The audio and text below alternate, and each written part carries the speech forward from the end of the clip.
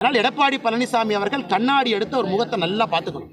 கண்ணாடியில் பாருன்னா நீ போய் கண்ணாடியில் பாரு, உன்னுடைய நிலை நீ பார்த்து தெரிஞ்சுக்க. நல்லா பார்த்துக்கிட்டா கண்ணாடி எடப்பாடி பழனிசாமி அவர்களுக்கு அறிவுரை சொல்லும். அதிமுகவினுடைய பொதுச் செயலராக எப்படி இருக்க வேண்டும் என்று கண்ணாடி எடப்பாடி பழனிசாமி அவர்களுக்கு அறிவுரை சொல்லும். ஆனால் எடப்பாடி பழனிசாமி அவர்கள் தயவு செஞ்சு எனக்கு அறிவுரை சொல்ல வேண்டாம். ஒரு அரசியல் தலைவர் எப்படி பேச வேண்டும் என்று கற்றுக்கொள்ள வேண்டும். இதை எப்படி நீங்க ஏற்றுக்கொள்ள முடியும் சொல்லுங்க பார்க்கலாம். அப்படின்லாம் கிடையாது. இன்னும் பல பிரச்சனைகள் இருக்குது. ஒன்று ரெண்டுலாம் இல்லை, ஒன்று தான் சொல்றேன். அப்படியெல்லாம் கிடையாது. அதான் தெளிவாக சொல்லிட்டேன். அனைத்து இந்திய அண்ணா திராவிட முன்னேற்ற கழகம் தலைமையில் சில முடிவுகள் இருக்கின்றது. எல்லாவற்றையும் நாங்கள் வெளியே சொல்ல முடியாது.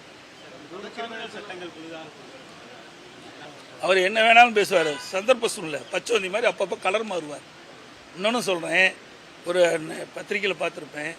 நேற்று தினமே என் சகோதரர் உதயகுமார் பேட்டி கொடுத்துட்டாரு. இருந்தாலும் ஒரு வார்த்தை துரோகின்னு சொல்லியிருக்கிறார். நல்லா சிந்திச்சு பாருங்கள். நான் துரோகி இல்லை. துரோகியினுடைய மொத்த உருவமே திரு அண்ணாமலை தான். ஏன்னா அவர் நான் பிரைம் மினிஸ்டர் பக்கத்தில் துரோகம் அழைச்சிட்டு சொன்னார். பிரைம் மினிஸ்டர் பக்கத்தில் உண்மைதான். ஆனால் அதுக்கு பிறகு நடந்தது என்ன? வேறு அண்ணாவுடைய பிறந்தநாள் விழா வருது. எங்களுடைய கட்சியுடைய பேர் அனைத்து இந்திய அண்ணா திராவிட முன்னேற்ற கழகம். எங்களுடைய கட்சியில் பேர் அண்ணாவை தான் குறிச்சிருக்கிறோம். பொன்மனச்செம்மல் புரட்சி தலைவர் எம்ஜிஆர்கள் இந்த இயக்கத்தை உருவாக்கின்ற பொழுது பேர் அண்ணாவுடைய கொள்கைகளை அவர் விட்டு சென்ற பணிகளை தொடர வேண்டும் என்ற ஒரு நல்ல எண்ணத்தின் அடிப்படையில் தான் இந்த அதிமுகவை தோற்றுவித்தார். அப்படிப்பட்ட எங்களுடைய தலைவர்களை அவதூறாக கீழ்த்தரமாக விமர்சித்தால் நாங்கள் எப்படி பொறுத்து கொள்வோம்? பக்கத்தில் கோரத்துக்கே உனக்கு இவ்வளவு துடிக்குது. எங்களை எல்லாம் ஆளாக்கி உங்கள் முன் நிறுத்திய எங்கள் தலைவர்களை பற்றி பேசினா எங்களுக்கு எப்படி உள்ள குமரல் வரும்? நாங்களும் உணர்ச்சி உள்ள மனிதர்கள் தான். யாருக்கு அடிமை கிடையாது. சிந்தித்து பார்க்க வேண்டும். இவர் கட்சி தலைவருக்கே பொருத்தமில்லாதவர். நாங்கள்லாம் 50 ஆண்டு காலம் இந்த கட்சியில் உழைச்சி தான் இந்த பதவிக்கு வந்திருக்கிறோம். அவராட்டம் அப்பாயின்மெண்ட் பதவி கிடையாது.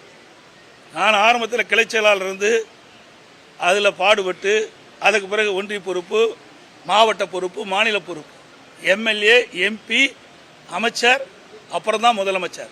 அதே மாதிரி தலைமை கழக நிர்வாகிகளாக கொள்கை பரப்பு செயலாளர், அமைப்பு செயலாளர், தலைமை நிலை செயலாளர், அப்புறம் தான் பொதுச் செயலாளர். படிப்படியாக ஒவ்வொரு மட்டத்திலும் கட்சியினுடைய கட்டுப்பாடு தலைமைக்கு கீழ் எப்படி செயல்பட வேண்டும் நன்கு உணர்ந்து அணுவு நீதியாக நான் இந்த பதவியில் இருக்கிறேன். அணுவுமே இல்லாத ஒரு மனிதர்.